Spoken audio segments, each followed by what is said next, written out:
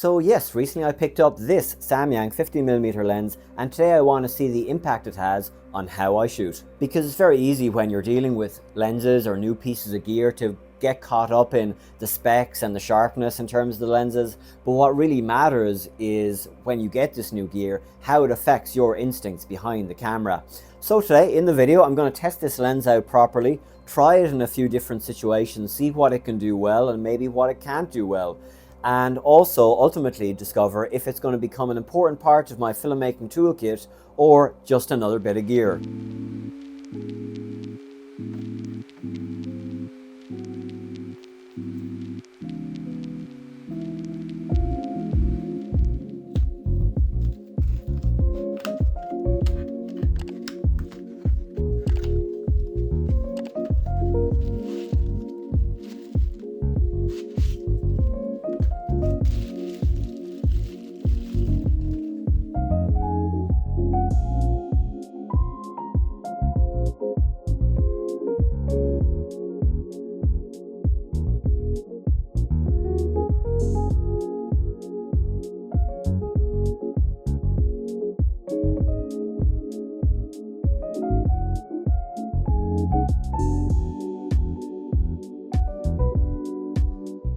So I was super excited to use this lens when it arrived, but very quickly I realized I had a problem.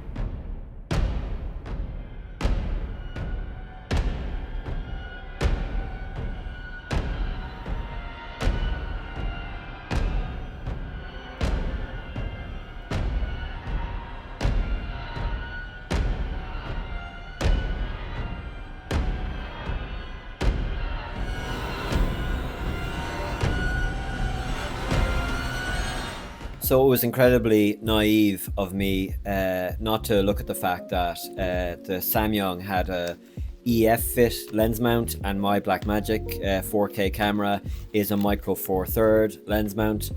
It's just such a typical thing to happen when you're buying new gear and you get caught up in the excitement of it. So yeah, I feel pretty stupid that I fell into that cliche.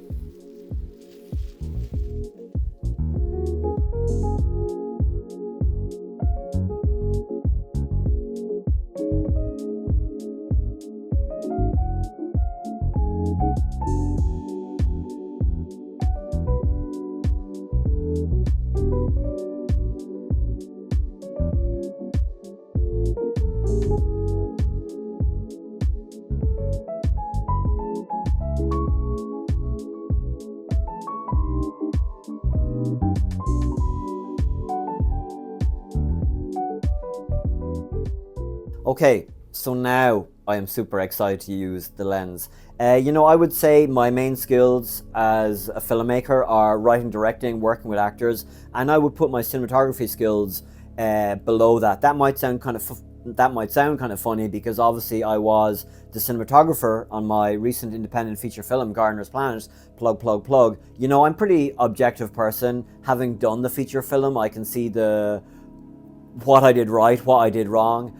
And so, that film was shot on a 12 to 35mm zoom lens and also a 25mm lens. So getting this lens now today, the 50mm, and the adapter, that will hopefully give me an opportunity now to finally raise my cinematography game.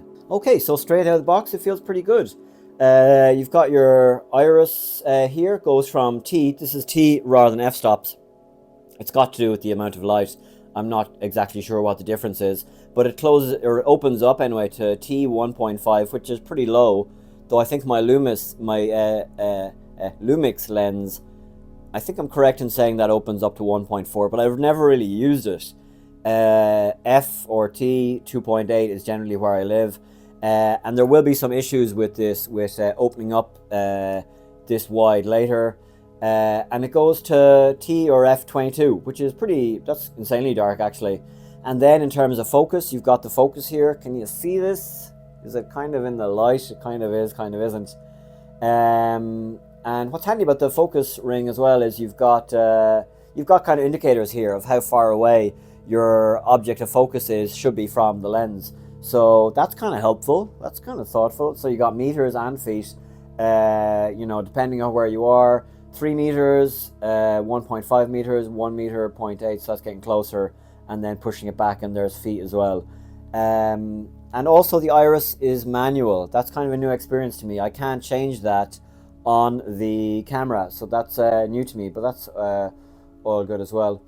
So it's cool. I'm excited to use this. I've been saving up for a new lens for a while, and with anything that you buy, at least for me, it's always a while to save up for it. So I'm super excited that it's finally here, and I'm really looking forward to like expanding my skill set as a cinematographer. Okay, so here's some tests I did just with the lens once I got it. On the left is a 35mm Lumix, and on the right is the 50mm Samyang. And you know what I'm interested in is portraits, so that was the very first thing I shot. And you can see how shallow the depth of field is. It's almost non-existent. It's crazy blurry there on the right on the Samyang. But it's really beautiful shot, actually, quite intimate. And just the iris looks like it was open a little bit too much. Then I just went outside. And you can see here just the background is a little bit more blurry again. This would have been at the same distance as well, but it feels a lot more like a portrait, the Samyang, while the Lumix, it's obviously a lot wider, and you're seeing more things, which maybe you don't necessarily want to see, I don't know. Then I just shot my bag. Now the 35mm Lumix shot here on the left, I did walk that in to try and match the Samyang shot. And here just you can really see, this is not walked in, this is the same distance as I recall on the flower. And you can see the difference there when it's not walked in. And then just there's a few more shots, portrait shots, just to really see the difference, because this is really what I wanted to explore. So going to much more closer here with the 50mm, you know, trying to push what is a medium lens into a close-up lens, and trying to push a zoom lens into prime lens territory. And here I just walked the Lumix tripod in a little bit closer to see if I could match the Samyang shot. So it's kind of interesting to see. I mean, they're similar to the somewhat untrained eye, which is what my eye is, but also there are subtle differences as well. And this is just a walking shot I did. I would never do this style, not anymore, but it just was interesting to see what it's doing. I can't really identify anything here that's noticeably different, apart from the fact that one is wider and one is close up. I haven't tried it yet on my gimbal yet, but I will try soon. So here now we're just trying the iris. So this is the 50mm Samyang opened up to 1.4, and it's focused in on the dinosaur thing. So that's where the focus is set. And you'll see now in a minute, when I close down, here we go to 2.8, it actually shifts the focus. You can see it there. I'm just kind of realizing it's shifted the focus back to the books. So you can see the Sylvia Plath book has randomly come into focus. So I need to shift it back down to the dinosaur. So it's interesting that the iris does shift the focus a little bit to see what the difference is. So that's going from 1.5 to 2.8 on the 50mm. And then here, just a comparison between the 50mm on the right and the 35mm on the left. And they're both at 2.8, just again to see what the difference is. And I'm pretty sure the focus is on the dinosaur thing again. So cool, this was a really great lens, and I've really enjoyed doing those tests. And what I really got from it is it reminded me how much I love shooting faces, which obviously again comes from my love of Bergman cinema. Nobody shoots faces like Bergman. And it would have been great to have this lens on Gardener's Planet, but you know, from the point of view of the budget, it just really wasn't possible. And we already went way over budget than I ever intended to. But, and while the movie isn't a drama movie, it's a fun, alien, wacky movie, and it's not necessarily about the characters, it's more about the situations the characters find themselves in terms of dealing with the aliens. But there are still moments in the film where, you know, if I had the 50mm lens, it could have done a fantastic job and really underscored some scenes in a nice way.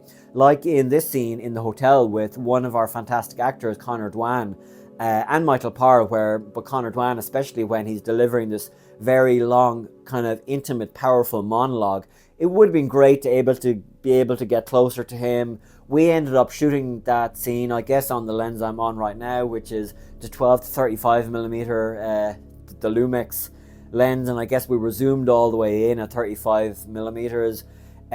But it doesn't quite pass muster for me. If you were to ask me about it, it still feels too wide. It doesn't have that intimacy that you probably want in an intimate drama character monologue moment.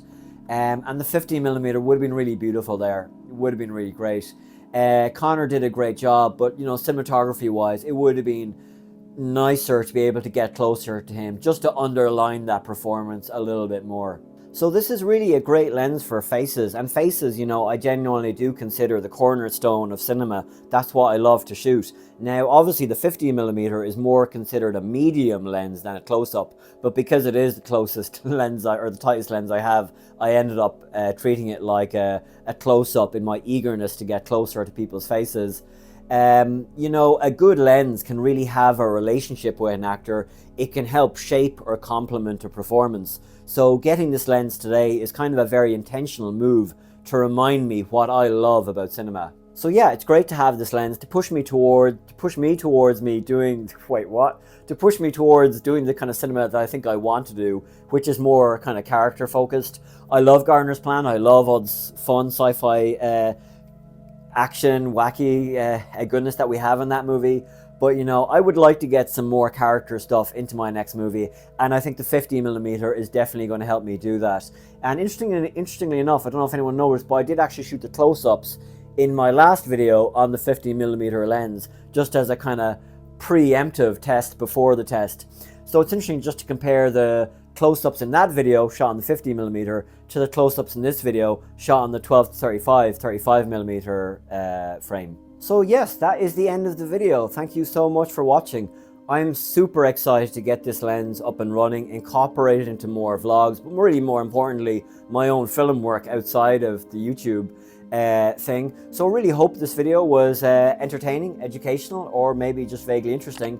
If it was any of those things, please consider liking and subscribing, and I'll be back with another video from the world of independent filmmaking very soon.